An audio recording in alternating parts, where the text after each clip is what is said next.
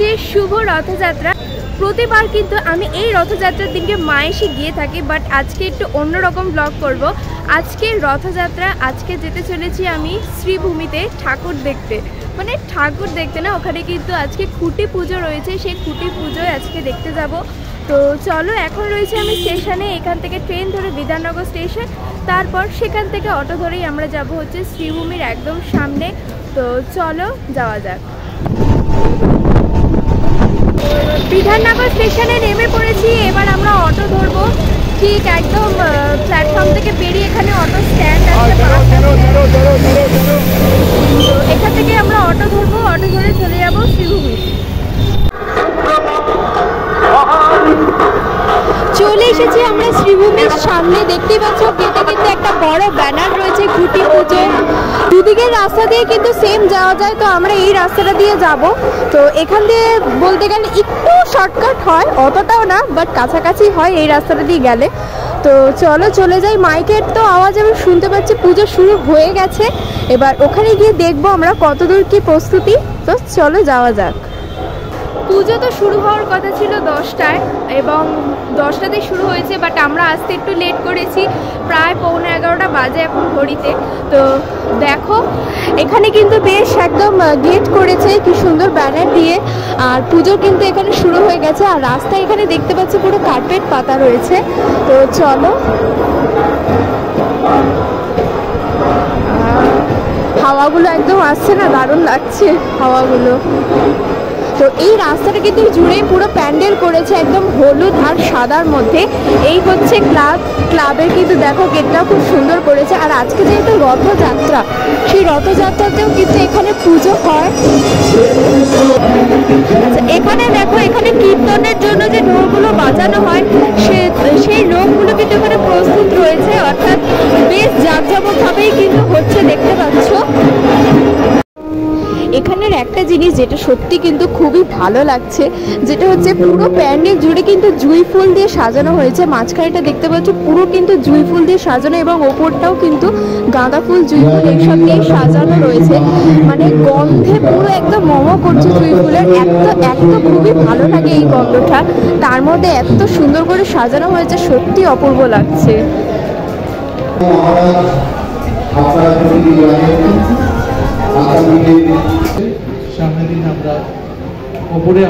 স্টেজের পাশেই দেখতে পাচ্ছি এখানে জগন্নাথ ঠাকুর রাখা আছে, এবং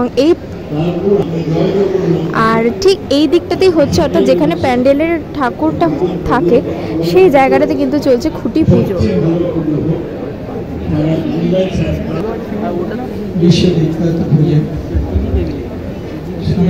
যেখানে পুজো হচ্ছে সেখানের গেটটা দেখো খুব সুন্দর করে সাজানো হয়েছে, কি সুন্দর এখানে রথ ঝোলানো হয়েছে, এবং পাশে দেখো জগন্নাথ ঠাকুরের কি সুন্দর ছোট ছোট ছবি দেওয়া হয়েছে।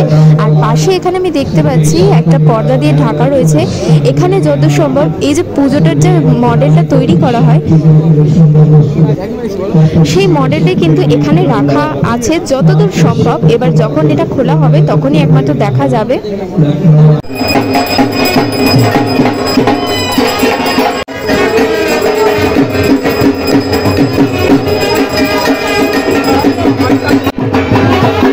শ্রীভূমির পুজো হচ্ছে, ব্লগার্সদের ভিড় হবে না সেটা তো হয় না, এখানে দেখো পুরো কিন্তু ভিড় হয়ে রয়েছে।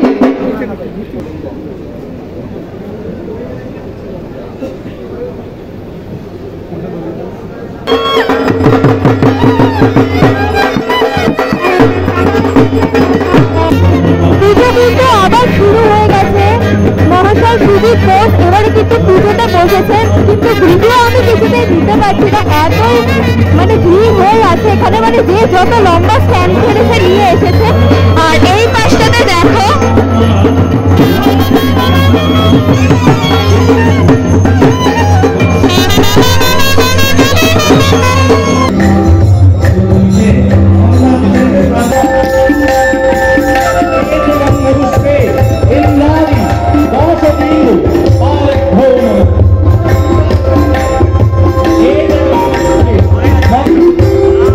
ইনি হচ্ছে খুঁটি পুজোর একজন সদস্য।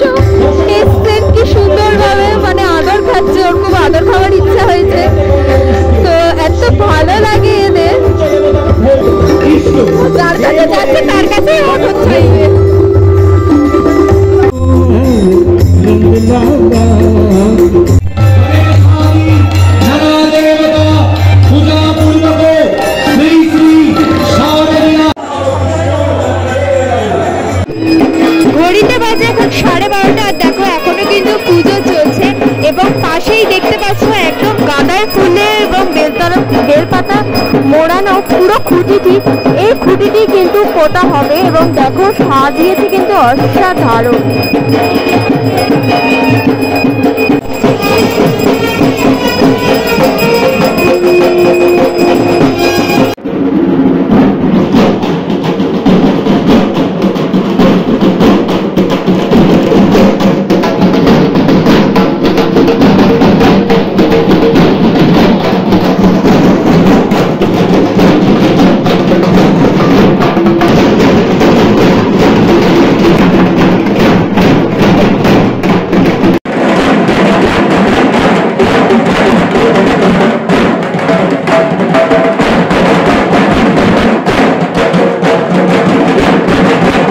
শ্রীভূমিতে প্রতি বছর খুঁটি পুজোর সময় কিন্তু তারা যে থিমটা বানাবে সেটির একটি মডেল তারা রেডি করে রাখেন, তো সেটাই কিন্তু এখানে দেখানো হচ্ছে।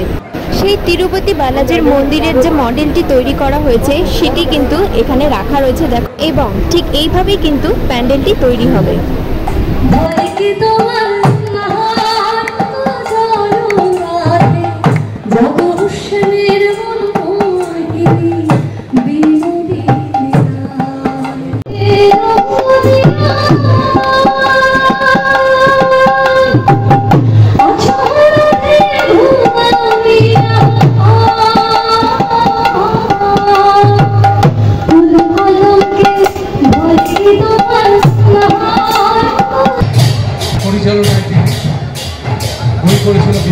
সেটা আমাকে বলেছি।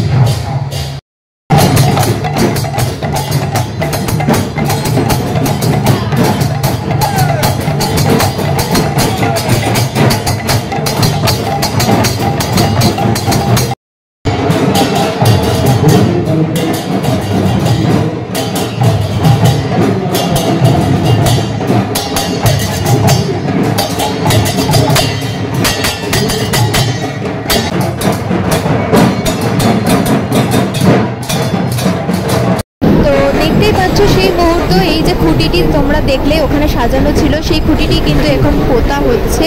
তো দেখো ভিড় তো প্রচুর হয়েছে, মানে যত মানে ব্লগার্সরা রয়েছে সবাই কিন্তু একেবারে ঘিরে ধরেছে এই জায়গাটি।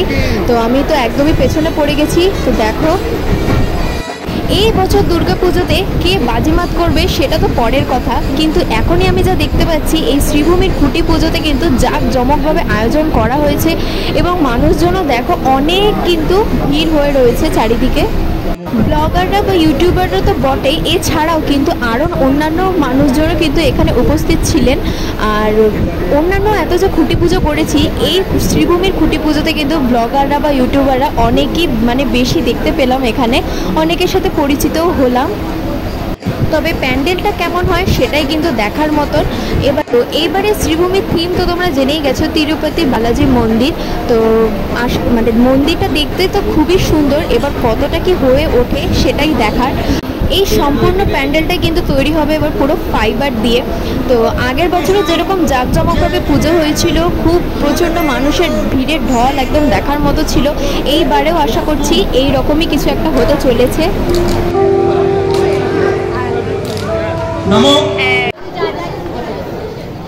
তো ঘড়িতে তো প্রায় এখন বলতে গেলে 3টের ওপর হয়েই গেছে। এখন আমরা বেরোচ্ছি। এখানে যে ভোগের ব্যবস্থাটা করা হয়েছিল সেটা খাওয়া দাওয়া হয়েছে, মানে অনেকক্ষণ লাইনে দাঁড়ানোর পরে আমরা পেয়েছি। তো খাওয়া দাওয়া হয়ে গেছে, এখন আমরা চললাম বাড়ির পথে। তো কিরকম লাগলো ভিডিওটা অবশ্যই কিন্তু কমেন্ট করে জানাবে। দেখা হচ্ছে নেক্সট ব্লগে।